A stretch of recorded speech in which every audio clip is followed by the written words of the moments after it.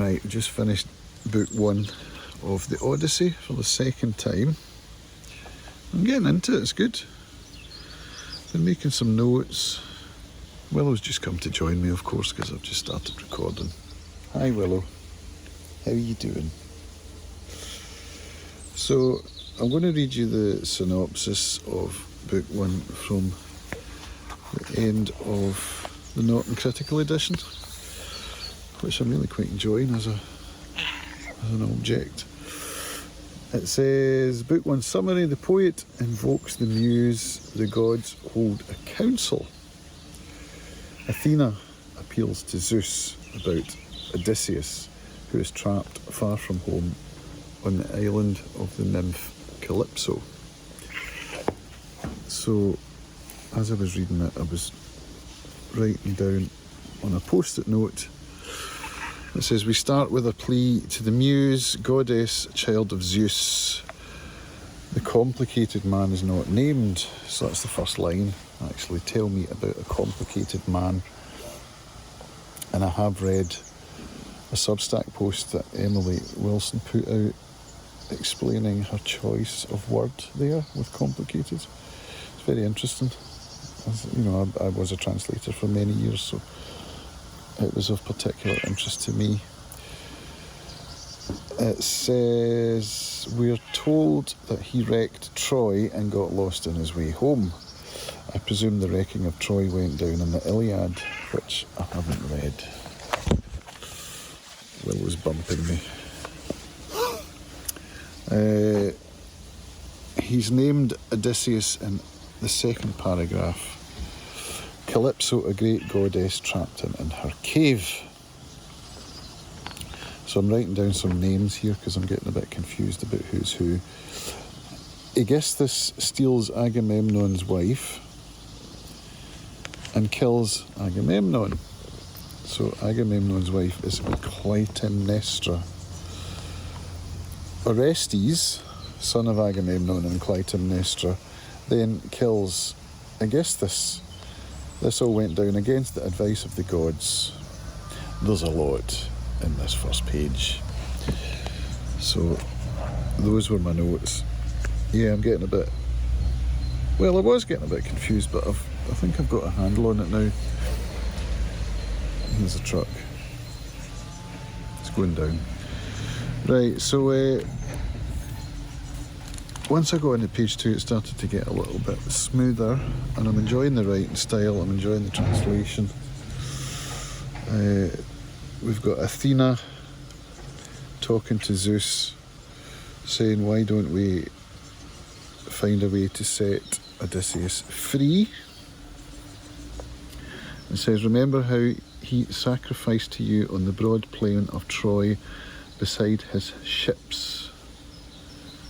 So I'm guessing that's from the Iliad as well. And then, yeah, I haven't really made many more notes. I've got Athena, daughter of Zeus, so many names. Athena goes to Ithaca in the guise of Mentes. Then she's referred to as Pallas, with no explanation. And I'm reminded of The Raven. Of course, Edgar Allan Poe's poem, which is my favourite, my absolute favourite poem. And then I've just been making notes. So we've got gods, Zeus. It also mentions the sun god in the first paragraph, so is that Zeus?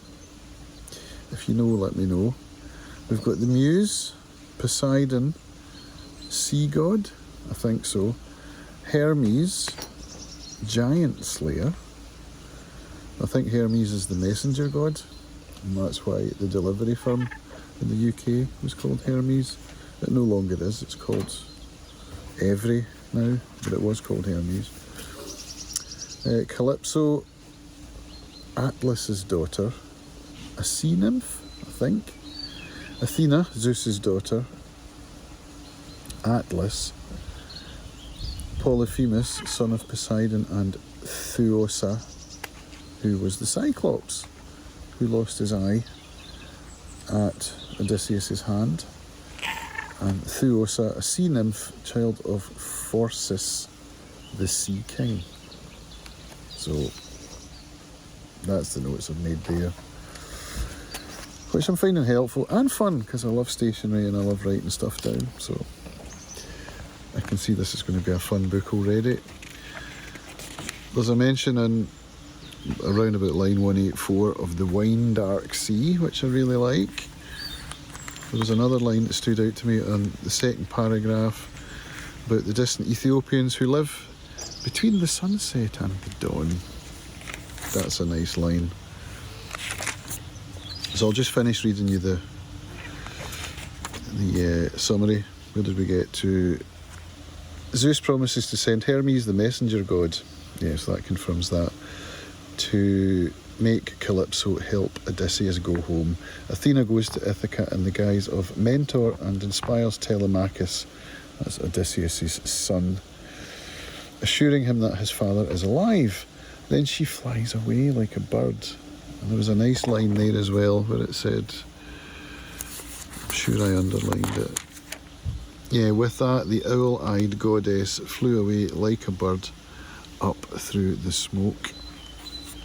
So I think at that point Telemachus knows that this is a god or goddess.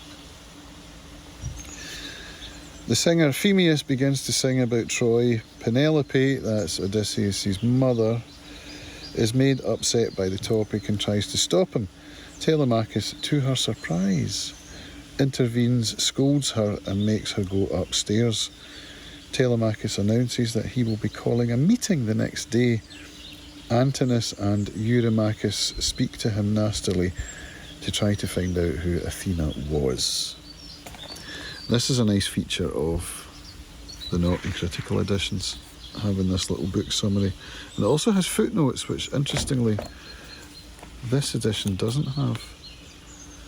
This is a nicer edition with decal edges, and it's also signed by Emily Wilson. So I'm not going to annotate this one.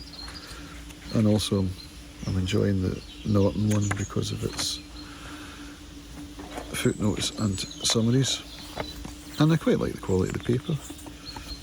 Anyway, that's where I am with book one, so it feels good to be getting back into this. Probably make this into a big long vlog, or will I post this one? I should probably post this one actually, and just keep doing it as I go through each book, because I think that's a good way for me to get the book in my head.